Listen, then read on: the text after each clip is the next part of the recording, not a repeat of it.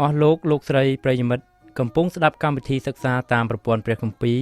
កម្មវិធីយើងខ្ញុំមានបេតិសោមនស្សយ៉ាងខ្លាំងដោយលោកអ្នកបានចំណាយពេលវេលាដ៏មានតម្លៃស្ដាប់កម្មវិធីរបស់យើងខ្ញុំកម្មវិធីសិក្សាតាមប្រព័ន្ធព្រះគម្ពីរផ្ដល់សារៈប្រយោជន៍ដល់លោកអ្នកឲ្យស្គាល់ព្រះជាម្ចាស់និងលូតលាស់ខាងជំនឿរហូតលោកអ្នកអាចបង្កើតផលផ្លែជាប់លាប់ថ្វាយព្រះអង្គម្ចាស់បានយើងខ្ញុំសង្ឃឹមថាកម្មវិធីថ្ងៃនេះពិតជានាំមកនៅព្រះពរណាមួយដល់លោកអ្នកជាមិនខាន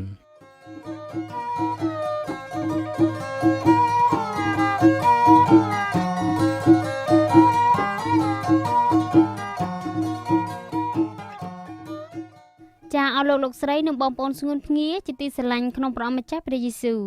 រយៈពេលកន្លងទៅយើងខ្ញុំជឿជាក់ថាលោកអ្នកពិតជាបានជួបប្រទះជាមួយនឹងសេចក្តីពិតផ្សេងដែលមានបង្កប់ទុកនៅក្នុងព្រះបន្ទូលព្រះជាម្ចាស់ជាមិនខានឡើយជាបន្តទៅទៀតយើងខ្ញុំសូមគោរពអញ្ជើញលោកអ្នកសូមជឹងគិតមើលព្រះបន្ទូលព្រះជាម្ចាស់ជាមួយនឹងយើងខ្ញុំអត្ថបទសិក្សានៅក្នុងថ្ងៃនេះស្រង់ចេញពីព្រះគម្ពីរលេវីវិន័យចំពុក14ខ1ដល់ខ57ការលាងសម្អាតមនុស្សដែលជាពីរោគឃ្លុងមានលក្ខណៈចម្លែកណាស់របៀបធ្វើការរបស់ព្រះជាម្ចាស់ខុសពីការធ្វើការរបស់មនុស្សសូម្បីវិធីសង្គ្រោះមនុស្សមានបាបក៏ព្រះអង្គប្រើខុសពីគំនិតរបស់មនុស្សលោកដែរទ្រង់លាងសម្អាតអំពើបាបរបស់មនុស្សលោកដោយប្រើព្រះយេស៊ូវឲ្យសុគតរួចរស់ឡើងវិញ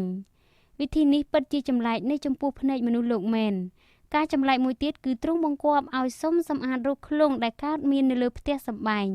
តើផ្ទះសម្បែងកើតឃ្លុងដូចម្តេចនឹងកើតចា៎ដើម្បីសិក្សាព្រះគម្ពីរឲ្យកាន់តែស៊ីជម្រៅយើងខ្ញុំសូមអញ្ជើញលោកអ្នកត្រៀមពូកែនិងសៀវភៅដើម្បីស្រង់ចំណុចគន្លឹះដែលលោកគ្រូគង្វាលគង់ផនឈុនបកស្រាយដូចតទៅគម្ពីរលេវីវិន័យចំពុក14ខ1ដល់ខ57មុននឹងយើងចាប់ផ្ដើមសិក្សាចំពុក14ខ្ញុំសូមជម្រាបថាព្រះគម្ពីរមិនបានរៀបរាប់នៅវិធីសម្រាប់ព្យាបាលរោគឃ្លុងទេចំពុក14គ្រាន់តែបរិយាយអំពីវិធីលាងសម្អាតក្រោយពីបុគ្គលម្នាក់ជាស្រឡះពីរោគឃ្លុងហើយបទគម្ពីរសម្ដែងថានៅសម័យដើមមានគេព្យាបាលរោគឃ្លុងបានជាយើងមិនដឹងថាគេព្យាបាលដោយវិធីណាទេអ្នកកើតរោគឃ្លុងខ្លះបានជាពីជំងឺរបស់ខ្លួនដោយការព្យាបាលខ្លះទៀតជាដោយសារព្រះជាម្ចាស់ព្យាបាលផ្ទាល់តែម្ដងសពថ្ងៃមានវិធីព្យាបាលឲ្យរោគឃ្លុងជាស្រឡះបានដែរ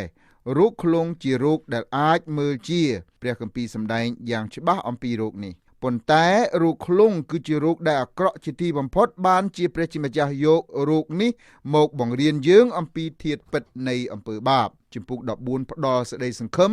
ដល់មនុស្សដែលកើតរោគឃ្លុងការលាងសម្អាតរោគឃ្លុងគឺជាខ្លឹមសារនៃការប្រោសលោះដល់បាបជននានា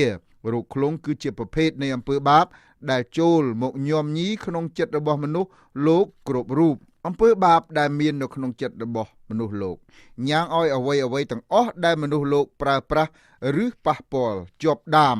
ដោយសារអំពើបាបឥឡូវនេះខ្ញុំអានគម្ពីរលេវីវិន័យចំពុក14ខ1ដល់ខ3ព្រះយេហូវ៉ាទ្រង់មានបន្ទូលនឹងម៉ូសេថានេះជាច្បាប់ខាងឯមនុស្សឃ្លុង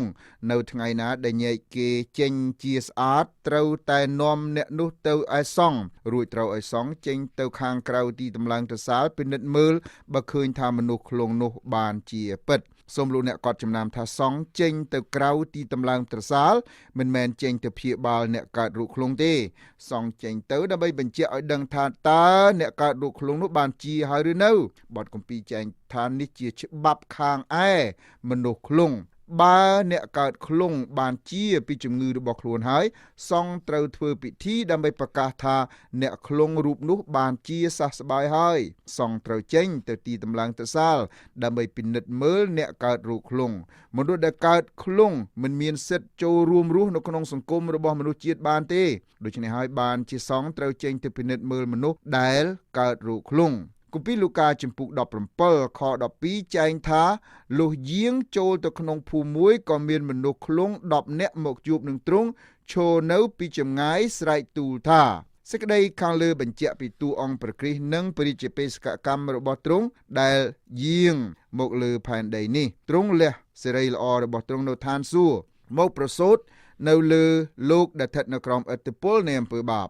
លោកីទាំងមូលកើតរោគឃ្លុងបាបមនុស្សក្នុងលោកីនេះមិនអាចចូលទៅរួមរស់ជាមួយនឹងសង្គមមនុស្សនៅឋានសួគ៌បានទេពីព្រោះខ្លួនមានអំពើបាបប្រភេទរោគឃ្លុង ដូច្នេះហើយបានជាចាំបាច់ត្រូវឲ្យព្រះយេស៊ូវលះសេរីល្អរបស់ទ្រង់នៅឋានសួគ៌យាងមកប្រសូតនៅលើផែនដីនេះបទគម្ពីរទាំងមូលសម្ដែងអំពីរឿងរបស់ព្រះយេស៊ូវយាងមកប្រសូតនៅផែនដីដើម្បីព្យាបាលអស់ទាំងមនុស្សណាដែលទទួលស្គាល់ថាខ្លួនមានអំពើបាបខ្លង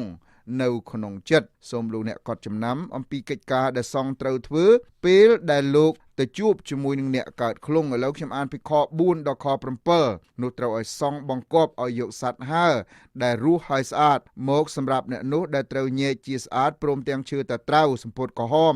និងមែកហ៊ឺស៊ុបផងរួចត្រូវបង្គាប់ឲ្យសម្លាប់សត្វហើរមួយនៅក្នុងផើងពីលើទឹកហូរឯសត្វដែលនៅរស់នោះត្រូវឲ្យសង់ជ្រលក់ទៅក្នុងឈាមនៃសត្វដែលបានសម្លាប់ពីលើទឹកហូរនោះជាមួយនឹងឈើតាត្រៅសម្ពុតក្រហមហើយនឹងមែកហ៊ឺស៊ុបទៅប្រោះ7ដងលើអ្នកដែលត្រូវញែកចេញជាស្អាតពីរោគខ្លងរួចប្រកាសថាជាស្អាតហើយឯសត្វដែលរស់នៅ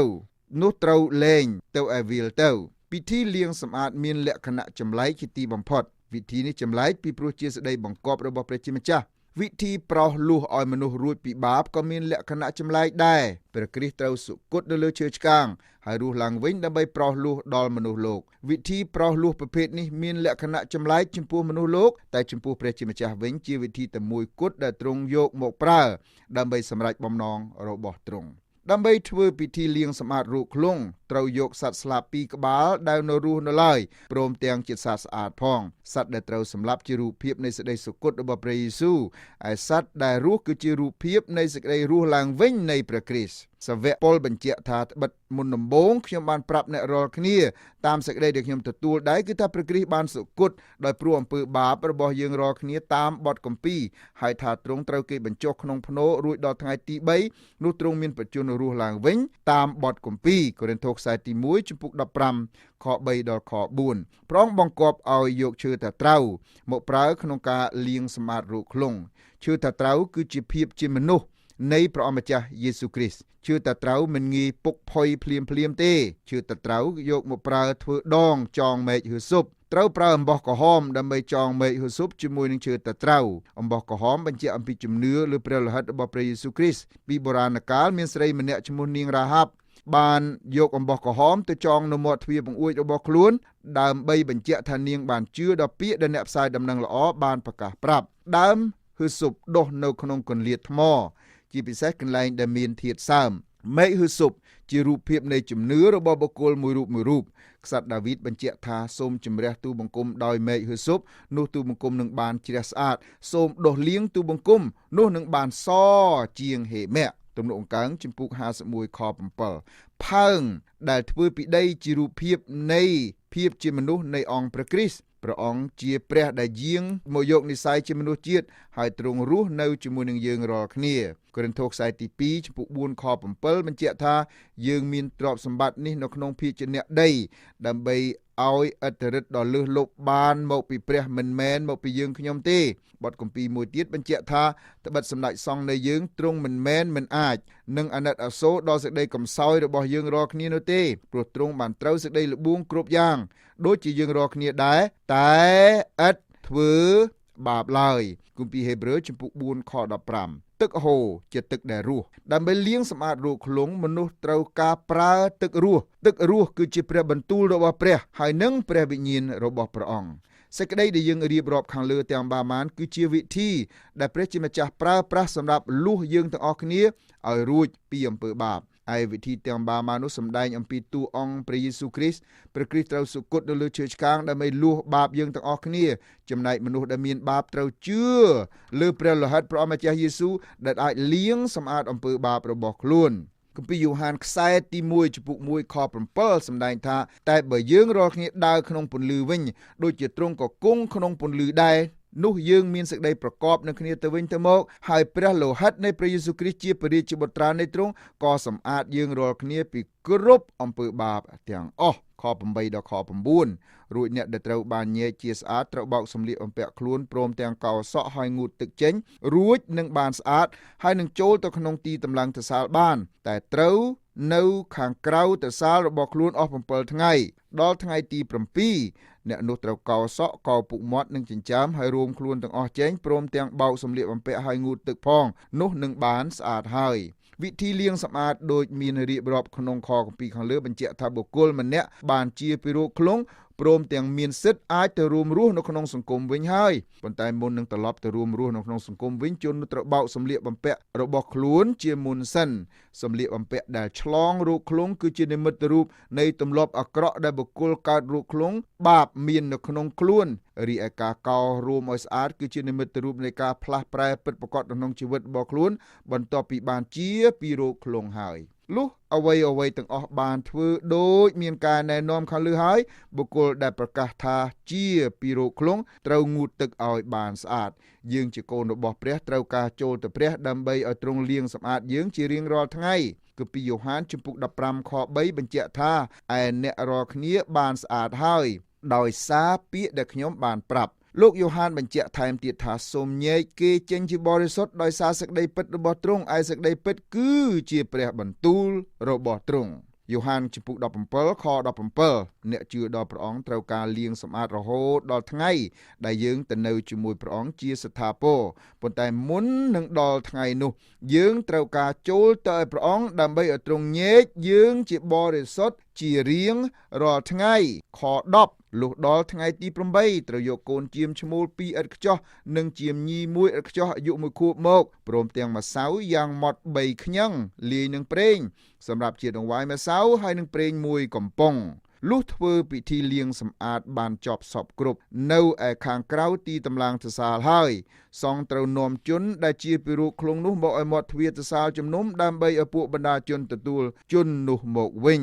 ឯដង្វាយដែលមានរៀបរាប់ក្នុងខ10បញ្ជាក់អំពីសេចក្តីដែលអ្នកបានជាពីរោគឃ្លុងមានសិទ្ធិចូលមករួមរស់ដោយគេដោយឯងនៅក្នុងសង្គមជាតិវិញហើយឥឡូវនេះខ្ញុំអានពីខ11ទៅដល់ខ20រួចត្រូវឲ្យសង្ឃដែលញែកអ្នកនោះចេញជាស្អាតនាំអ្នកនោះមកដាក់ជាមួយនឹងដង្វាយនៅចំពោះព្រះយេហូវ៉ាត្រង់មាត់ទ្វារទសាលជំនុំត្រូវឲ្យសង្ឃយកកូនជាមឈ្មោលមួយទៅថ្វាយជាដង្វាយដោយព្រោះការរំលងព្រមទាំងប្រេងមួយកំប៉ុងផងរួចកវីរបស់ទាំងនោះទុកជាដង្វាយគ្រវីនៅចំពោះព្រះយេហូវ៉ាត្រូវសម្លាប់កូនជាមឈ្មោលនៅកន្លែងដែលគេសម្លាប់ដង្វាយលុះបាបហើយនឹងដង្វាយដុតគឺនៅក្នុងទីបរិសុទ្ធបិទដង្វាយដែលថ្វាយដែលព្រោះការរំលងជារបស់ផងសង្ឃដូចជាដង្វាយលុះបាបដែរដង្វាយនេះជារបស់បរិសុទ្ធបំផុតរួចត្រូវឲ្យសង្ឃយកឈាមដង្វាយដែលថ្វាយដោយព្រោះការរំលងនោះទៅលាបនៅទងត្រចៀកស្ដាំរបស់អ្នកដែលត្រូវញែកចេញជាស្អាតព្រមទាំងនៅលើមេដៃស្ដាំនិងមេជើងស្ដាំផងក៏ត្រូវយកប្រេងពីក្នុងកំប៉ុងចាក់ទៅក្នុងបាតដៃឆ្វេងខ្លួនហើយជាលក់ម្រាមដៃស្ដាំទៅក្នុងប្រេងដែលនៅក្នុងបាតដៃប្រោះ7ដងនៅចំពោះព្រះយេហូវ៉ា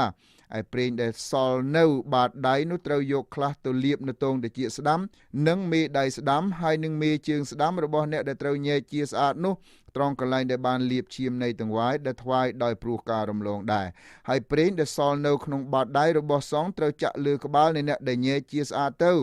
រួចត្រូវថ្វាយឲ្យធួននឹងខ្លួនអ្នកនោះនៅចំពោះព្រះយេហូវ៉ាត្រូវឲ្យសង្ឃថ្វាយដង្វាយលុះបាបឲ្យបានធួននឹងអ្នកដែលត្រូវញែកចេញជាស្អាតនោះដោយព្រោះសេចក្តីស្មោកគ្រោករបស់ខ្លួនរួចមកត្រូវសម្លាប់ដង្វាយដុតទៀតក៏ត្រូវថ្វាយដង្វាយដុតនឹងដង្វាយម្សៅនៅលើអាសនៈឲ្យបានធួននឹងអ្នកនោះដែរនោះនឹងបានស្អាតហើយកថាខណ្ឌខាងលើក្នុងភាសាដើមសរសេរឡើង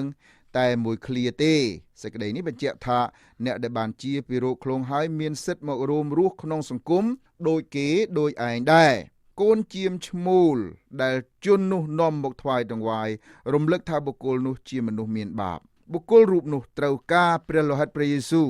ដើម្បីលាងសម្អាតព្រមទាំងត្រូវការព្រះវិញ្ញាណបរិសុទ្ធដើម្បីជួយឲ្យខ្លួនរស់នៅបានគប់ប្រតិយនឹងព្រះជាម្ចាស់កូនជាមត្រូវយកមកថ្វាយជាដង្វាយលុះបាបពីព្រោះបុគ្គលនោះបានប្រព្រឹត្តអំពើបាបប្រភេទរោគឃ្លុងជាមញីត្រូវយកមកប្រើដើម្បីធ្វើជាដង្វាយដុតដង្វាយដុតជាព្រះគ្រីស្ទដែលទ្រង់ព្រមទទួលធ្វើជាដង្វាយដុតជំនួសអំពើបាបរបស់មនុស្សលោកឯម្សៅនឹងប្រេងសម្ដែងអំពីភាពទន់ភ្លន់នៃអង្គព្រះយេស៊ូវដែលធ្វើឡើងសម្រាប់មនុស្សលោកឈាមដែលយកទៅលាបនៅទងត្រចៀកស្ដាំសម្ដែងថាចាប់ពីពេលនេះទៅបុរសម្នាក់នេះចេះស្ដាប់សំឡេងដែលព្រះជាម្ចាស់មានបន្ទូលតាមរយៈព្រះរាជបុត្រារបស់ទ្រង់ហើយចំណែកឈាមដែលយកមកលាបនៅមេដៃស្ដាំបញ្ជាក់ថាចាប់ពីពេលនេះទៅបុគ្គលនេះមានដៃស្អាតអាចបម្រើព្រះអង្គបាន ឯឈាមដែលយកមកលាបមេជើងស្ដាំបញ្ជាក់ថាចាប់ពីពេលនេះទៅបុគ្គលរូបនោះអាចដើរនៅក្នុងផ្លូវរបស់ព្រះជាម្ចាស់ដែរចំណែកឯប្រេងដែលចាក់លាបនៅលើក្បាលរបស់បុគ្គលនោះបញ្ជាក់ថាចាប់ពីពេលនេះទៅបុគ្គលម្នាក់នេះត្រូវញែកដាច់សម្រាប់ព្រះជាម្ចាស់ប្រើប្រាស់ហើយដង្វាយដែលបានរៀបរាប់នៅក្នុងខខាងលើសម្ដែងអំពីព្រះគ្រីស្ទដែលបានលាងសម្អាតបុគ្គលដែលកើតរោគខ្លុងព្រះជាម្ចាស់ទទួលមនុស្សដែលមានបាបរោគខ្លុងបន្ទាប់ពីព្រះលោហិតព្រះយេស៊ូវលាងសម្អាតបុគ្គលនោះបានស្អាតហើយសេចក្តីដែលខ្ញុំបរិយាយរួចមកហើយនេះមានគ្រីស្ទបរិស័ទខ្លះប្រកាន់ស្ដាំជ្រុលហួសហេតុបន្ទាប់ពីខ្លួនបានលាងសម្អាតដោយព្រះលោហិតព្រះយេស៊ូវហើយគ្រីស្ទបរិស័ទដែលប្រកាន់ស្ដាំជ្រុលតែងតែដកខ្លួនមិនចូលរួមក្នុងសង្គមមនុស្សមានបាបទេគេយល់ថាពីថ្ងៃនេះទៅព្រះគ្រីស្ទបានលាងសម្អាតគេហើយគេមិនចង់ប្រឡាក់ប្រលោះអ្វីទៀតជាមួយនឹងអំពើបាបរបស់លោកីនេះឡើយខ្ញុំចង់ជម្រាបដល់គ្រីស្ទបរិស័ទនោះថាលោកអ្នកមិនចាំបាច់ធ្វើឲ្យខ្លួនឯងបរិសុទ្ធហួសខ្នាតពេកទេ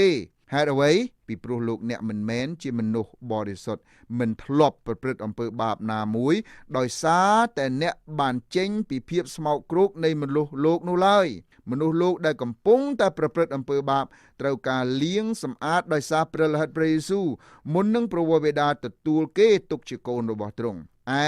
លោកអ្នកក៏ដូចគ្នាដែរយើងទាំងអស់គ្នាត្រូវតែចូលទៅឲ្យព្រះអង្គរាល់ពេលវេលាដើម្បីឲ្យទ្រង់បានលាងសម្អាតយើងចំណុចនេះខ្ញុំចង់បញ្ជាក់ថាគ្រីស្ទបរិស័ទត្រូវការលាងសម្អាតពីព្រះជាម្ចាស់រៀងរាល់ថ្ងៃដែរបន្ទាប់ពីខ្លួនបានទទួលសេចក្តីសង្គ្រោះហើយខ21ដល់ខ32បញ្ជាក់អំពីប្រភេទតង្វាយដែលអ្នកជាពីរោគខ្លុងអាចយកមកថ្វាយដល់ព្រះជាម្ចាស់បើជនដែលទើបនឹងជាពីរោគខ្លុងជាអ្នកក្រីក្រព្រះជាម្ចាស់ក៏ទទួលដង្វាយប្រភេទនោះបានដែរខ21ដល់ខ32បើអ្នកនោះខ្វះខាតមិនល្មមនឹងយករបស់ទាំងនោះបាននោះត្រូវយកកូនជៀមឈ្មោលមួយមកដោយព្រោះការរំលងសម្រាប់នឹងកវីថ្វាយដើម្បីឲ្យធួននឹងខ្លួនព្រមទាំងម្សៅយ៉ាងម៉ត់មួយខ្ញឹងលាយដោយប្រេងសម្រាប់ជាដង្វាយម្សៅនិងប្រេងមួយកំប៉ុងហើយរលក2ឬប្រៀបជំទើ2តាមកម្លាំងរបស់ខ្លួនគឺមួយសម្រាប់ជាដង្វាយលួសបាបហើយមួយសម្រាប់ជាដង្វាយដុតនៅថ្ងៃទី8អ្នកនោះត្រូវយករបស់ទាំងនោះមកប្រគល់ដល់សង្ឃត្រង់មាត់ទ្វារសសើរជំនុំនៅចំពោះព្រះយេហូវ៉ាសម្រាប់ការញែកខ្លួនចេញជាស្អាតត្រូវឲ្យសង់យកកូនជៀមដែលសម្រាប់ថ្វាយដោយព្រោះការរំលងនិងប្រេងមួយកំប៉ុងទៅថ្វាយជាដង្វាយគ្រវីនៅចំពោះព្រះយេហូវ៉ារួចត្រូវសម្រាប់កូនជៀមដែលសម្រាប់ថ្វាយដោយព្រោះការរំលងនោះហើយត្រូវយកឈាមនៃដង្វាយទៅលាបនៅទងត្រចៀកស្ដាំនៃអ្នកដែលត្រូវញែកចេញជាស្អាតព្រមទាំងនៅមេដៃស្ដាំនិងមេជើងស្ដាំផងក៏ត្រូវចាក់ប្រេងទៅក្នុងបាតដៃឆ្វេងរបស់ខ្លួនហើយប្រោះប្រេងនោះដោយម្រាមដៃស្ដាំអស់7ដងនៅចំពោះព្រះយេហូវ៉ារួចត្រូវយកប្រេងដែលនៅក្នុងបាតដៃទៅលាបនៅទងត្រចៀកស្ដាំនិងមេដៃស្ដាំហើយនិងមេជើងស្ដាំនៃអ្នកដែលត្រូវញែកចេញជាស្អាតត្រង់កន្លែងដែលបានលាបឈាមនៃដង្វាយដែលថ្វាយដោយព្រោះការរំលងដែរឯប្រេងដែលសល់នៅក្នុងបាតដៃនោះត្រូវចាក់ក្នុងលើក្បាលនៃអ្នកដែលត្រូវញែកជាស្អាតដើម្បីឲ្យធូននឹងខ្លួនអ្នកនោះនៅចំពោះព្រះយេហូវ៉ា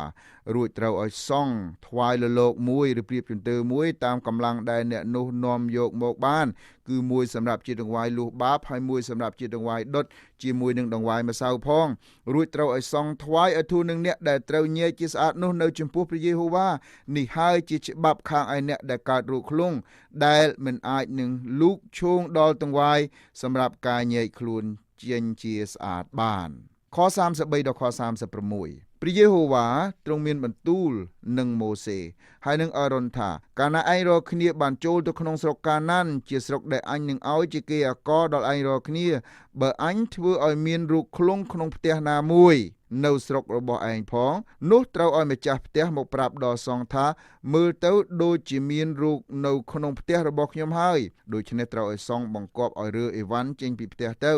មុនដែលចូលទៅពិនិត្យមើលរោគដើម្បីកុំឲ្យរបស់ទាំងនោះដែលនៅក្នុងផ្ទះបានទៅជាស្មោកគ្រោកដែររួចហើយត្រូវចូលទៅពិនិត្យមើលជាខាងក្រោយខ្ញុំមិនដឹងថាផ្ទះកើតរោគខ្លុងដូចម្ដេចកើតទេប៉ុន្តែដោយសារព្រះជាម្ចាស់មានបន្ទូលអំពីផ្ទះចេះកើតខ្លុងដែរខ្ញុំជឿថាមានសេចក្តីពិតខាងព្រលឹងវិញ្ញាណដែលបញ្ជាក់នៅក្នុងសេចក្តីដែលព្រះជាម្ចាស់បង្គាប់មកនេះផ្ទះគឺជារូបភាពនៃរូបកាយចាស់របស់យើងរាល់គ្នា សពថ្ងៃយើងរស់នៅក្នុងរូបកាយចាស់ដែលចម្លងអំពើបាបពីគ្រប់មជ្ឈដ្ឋានរូបកាយចាស់របស់យើងមានពោពេញទៅដោយរោគឃ្លុងនៃអំពើបាបគ្រប់ប្រភេទដើម្បីធ្វើពិធីលាងសម្អាតដល់ផ្ទះដែលកើតរោគឃ្លុងសង្ឃត្រូវធ្វើដូចខាងក្រោមនេះជំហានទី1ត្រូវរើអស់ទាំងរបស់របរទាំងបាម៉ានដែលមាននៅក្នុងផ្ទះនោះចេញឯម្ចាស់ផ្ទះក៏ត្រូវលាងសម្អាតផ្ទះនោះឲ្យស្អាតដែរសង់ចូលមកពិនិត្យផ្ទះនោះរួចហើយបិទទ្វារផ្ទះចោលចំនួន7ថ្ងៃជំហានទី2សង់ត្រូវត្រឡប់មកពិនិត្យមើលម្ដងទៀតដើម្បីឲ្យដឹងថាតើមានសញ្ញាបញ្ជាក់ថាផ្ទះនេះកើតរោគឃ្លុងដែរឬទេត្រូវឲ្យគេកោសផ្ទះនោះរួចហើយយកទៅចាក់នៅកន្លែងដែលស្មោកគ្រោកក្រោយមកទៀតត្រូវឲ្យគេយកថ្មដែលកើតរោគនោះចោលចេញផងលោកខ្ញុំអានពីខ43ដល់ខ47បើរោគកើតឡើងនៅក្នុងផ្ទះនោះម្ដងទៀតក្នុងពេលក្រោយដែលបានយកថ្មទៅនោះចេញព្រមទាំងកោសជញ្ជាំងនិងបូកជាថ្មីហើយនោះត្រូវឲ្យសង់ចូលទៅពិនិត្យមើលបើឃើញថារោគនោះបានរៀលដាលឡើងនៅក្នុងផ្ទះមែននោះគឺជាឃ្លុងស៊ីបង្ខូចហើយផ្ទះនោះស្មោកគ្រោកពិតត្រូវឲ្យគេរំលំផ្ទះនោះព្រមទាំងថ្មនិងឈើហើយនឹងបាយអទាំងអស់ចេញហើយនាំយកទាំងអស់ទៅចាក់ឯក្រៅទីក្រុងត្រង់កន្លែងស្មោកគ្រោកទៅឯអ្នកណាដែលចូលទៅក្នុងផ្ទះនោះក្នុងវេលាដែលកំពុងបិទនោះត្រូវរាប់ជាមិនស្អាតរហូតដល់ល្ងាចបើអ្នកណាដែលដេកក្នុងផ្ទះនោះត្រូវឲ្យអ្នកនោះបោកសម្លៀកបំពាក់ខ្លួនចេញហើយអ្នកណាដែលបរិភោគក្នុងផ្ទះនោះក៏ត្រូវបោកសម្លៀកបំពាក់ខ្លួនដែរបើសង់រកឃើញថាផ្ទះនោះពិតជាកើតរោគឃ្លុងមែនផ្ទះនោះត្រូវតែកំទេចចោលឬត្រូវរើរុះឲ្យអស់តែម្ដងខ្ញុំចង់ឲ្យលោកអ្នកជ្រាបថាថ្ងៃមួយព្រះជាម្ចាស់នឹងរើរុះផែនដីដែលយើងរស់នៅសពថ្ងៃនេះផែនដីដែលយើងរស់សពថ្ងៃនេះពោពេញទៅដោយរោគឃ្លុងគ្រប់ទីកន្លែងព្រះជាម្ចាស់នឹងសម្អាតផែនដីនេះដើម្បីបង្កើតឋានសួគ៌ហើយនឹងផែនដីថ្មីនៅវេលានោះផែនដីនឹងឋានសួគ៌ថ្មីមិនមានអំពើបាបណាលាយឡំនៅទៀតឡើយខ្ញុំអានគម្ពីរលេវីវិន័យជំពូក14ខ48តែបើសង់ចូលទៅពិនិត្យមើលឃើញថារោគមិនបានរៀលដាលឡើងក្នុងផ្ទះក្រោយដែលបានបូកជាថ្មីហើយនោះទេនោះត្រូវប្រកាសថាផ្ទះនោះស្អាតវិញត្បិតរោគនោះបាត់ហើយឯវិធីលាងសម្អាតផ្ទះដែលកើតឃ្លុងត្រូវធ្វើតាមវិធីដែលលាងសម្អាតដល់មនុស្សម្នាក់ដែលកើតរោគឃ្លុងដែរខ49ដល់ខ53ដូច្នេះត្រូវឲ្យយកសត្វស្លាប2ឈើតាត្រៅសំពត់ក្រហមហើយនឹងមែកហ៊ឺស៊ុបមកសម្រាប់នឹងញែកផ្ទះនោះជាស្អាតត្រូវសម្លាប់សត្វមួយនៅក្នុងផើងពីលើទឹកហូររួចយកឈើតាត្រៅមែកហ៊ឺស៊ុបនិងសំពត់ក្រហមជាមួយនឹងសត្វមួយដែលរស់នៅជ្រលក់ទាំងអស់ទៅក្នុងឈាមរបស់សត្វដែលបានសម្លាប់ហើយក្នុងទឹកហូរនោះដែររួចប្រោះទៅលើផ្ទះ7ដងដូច្នេះផ្ទះនោះនឹងបានញែកជាស្អាតដោយសារឈាមរបស់សត្វស្លាបនិងទឹកហូរហើយសត្វដែលនៅរស់ព្រមទាំងឈើតាត្រៅមែកហ៊ឺស៊ុបហើយនឹងសំពត់ក្រហមផងតែត្រូវលែងសត្វរស់នៅឯវាលក្រៅទីក្រុងគឺយ៉ាងដូច្នោះដែលនឹងធ្វើឲ្យធួននឹងផ្ទះនោះរួចនឹងបានស្អាតហើយខ្ញុំអានលេវីវិន័យជំពូក14ខ54ដល់ខ57នេះហើយជាច្បាប់ខាងឯរោគឃ្លុងគ្រប់យ៉ាងនិងទិលល្មៅហើយខាងឯឃ្លុងដែលកើតនៅសម្លៀកបំពាក់ឬនៅផ្ទះនិងខាងឯពកឬស្នាមដែលសផងដើម្បីនឹងបង្រៀនឲ្យដឹងក្នុងកាលដែលស្មោកគ្រោកឬក្នុងកាលដែលស្អាតនេះហើយជាច្បាប់ខាងឯរោគឃ្លុងខគម្ពីរទាំងអបាម៉ានចុងក្រោយបង្អស់នៅក្នុងជំពូក14បញ្ជាក់ថាច្បាប់នៃមនុស្សកើតឃ្លុងត្រូវអនុវត្តឲ្យបានហ្មត់ចត់ជាទីបំផុតច្បាប់ក្រិតក្រមទាំងបាម៉ានេះមានបំណងចង់បង្ហាត់បង្រៀនដល់មនុស្សលោកឲ្យដឹងថាពេលណាព្រះជាម្ចាស់រាប់មនុស្សថាជាស្មោកគ្រោកហើយពេលណាដែលព្រះជាម្ចាស់រាប់មនុស្សថាបានស្អាតហើយសេចក្តីពិតដែលយើងឃើញមាននៅក្នុងជំពូក14បង្រៀនយើងពីសេចក្តីពិតខាងព្រលឹងវិញ្ញាណច្រើនណាស់លោកអ្នកហើយនឹងខ្ញុំមានរោគឃ្លុងខាងព្រលឹងវិញ្ញាណបើយើងចង់ឡើងទៅដល់ឋានសួគ៌ដោយមិនចាំបាច់ជឿលើព្រះអម្ចាស់យេស៊ូវគ្រីស្ទទេពេលយើងទៅដល់ច្បាស់ជាអាជ្ញាធរនៃឋានសួគ៌នឹងចាប់ឲ្យយើងដើរលើផ្លូវស្រែកអាក្រោះថាខ្ញុំជាមនុស្សស្មោកគ្រោកខ្ញុំជាមនុស្សស្មោកគ្រោកក្រោយពីយើងស្រែកអាក្រោះរួចហើយអាជ្ញាធរនៅឋានសួគ៌ក៏ដេញយើងចេញពីឋានសួគ៌ជាពិតប្រាកដលោកអ្នក និងប្រិយមិត្តអ្នកស្ដាប់ទាំងឡាយអើយព្រះគ្រីស្ទទទួលយើងបើយើងបែរមករកព្រះអង្គព្រះជាម្ចាស់រាប់យើងថាជាមនុស្សស្អាតពីរោគឃ្លងហើយបើយើងទទួលជឿដល់ព្រះរាជបុត្រាដែលទ្រង់ព្រមសុគតនៅលើឈើឆ្កាង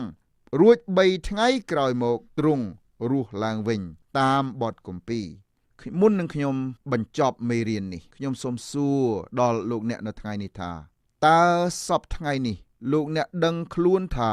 លោកអ្នកជាមនុស្សកើតខ្លងខាងព្រលឹងវិញ្ញាណដែរឬទេបើដឹងហើយសូមមេត្តាចូលមកជួបព្រះយេស៊ូវគ្រីស្ទដើម្បីឲ្យទ្រង់លាងសម្អាតរោគខ្លងរបស់លោកអ្នកចុះបើលោកអ្នកអនុញ្ញាតឲ្យព្រះគ្រីស្ទលាងសម្អាតរោគខ្លងរបស់លោកអ្នកដោយព្រះលោហិតរបស់ទ្រង់ព្រះជាម្ចាស់រាប់លោកអ្នកថាជាមនុស្សស្អាតហើយប៉ុន្តែបើលោកអ្នកមិនព្រមអនុញ្ញាតឲ្យព្រះយេស៊ូវគ្រីស្ទលាងសម្អាតរោគខ្លងរបស់លោកអ្នកទេនោះលោកអ្នកស្ថិតនៅជាមនុស្សស្មោកគ្រោកជាពិតខ្ញុំទទូចអង្វរសូមឲ្យលោកអ្នកចូលមកឯព្រះយេស៊ូវគ្រីស្ទឲ្យទ្រង់លាងសម្អាតរោគខ្លងដែលមាននៅក្នុងចិត្តរបស់លោកអ្នកចុះឥឡូវនេះយើងស្លេះការសិក្សាគម្ពីរលេវីវិន័យត្រឹមនេះសិនចុះទម្រាំយើងជួបគ្នាលើកក្រោយសូមព្រះជាម្ចាស់ប្រទានពរដល់ធំឧត្តមដល់លោកអ្នកបងប្អូនគ្រប់គ្នាដើរជាមួយនឹងព្រះពិតជាប្រទះនឹងព្រះយេស៊ូវជាមិនខាន